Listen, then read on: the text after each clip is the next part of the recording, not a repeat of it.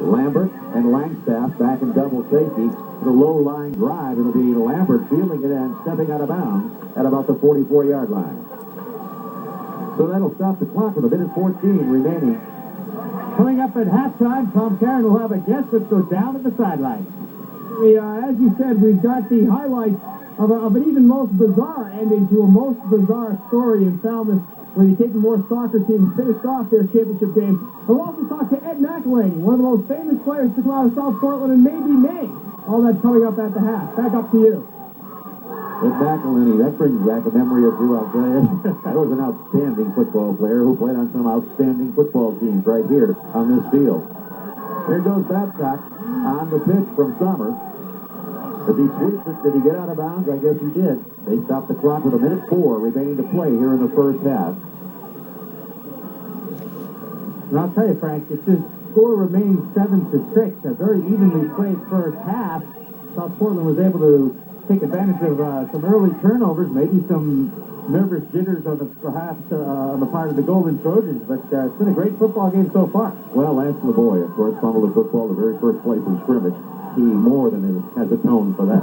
Say so. On both sides. And here he comes again, and he fumbles again. And who's on it? I think the Riots are on it. They're still battling for that football. But Lubier was there, and I think he's coming up with the ball. He is. South Portland has it with 59 seconds to play here in the first half. And they're going to take a timeout, I believe, to talk things over and kind of work on what they will have a 59-second drill. Here's another look at it. We'll get another look at it. Ball just kind of pops up in the air right there. Yeah, the helmet right there. I think that was Kenny Frank's helmet that popped that ball out of Lance LeBoy's hand. And then I think Mark Lubier came up with the football. There it is. Craig McLean talking with his coach, John Wolfram.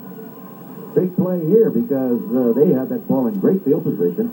Their own 46-yard line, 59 seconds remaining. McLean has shown he can throw it and throw long.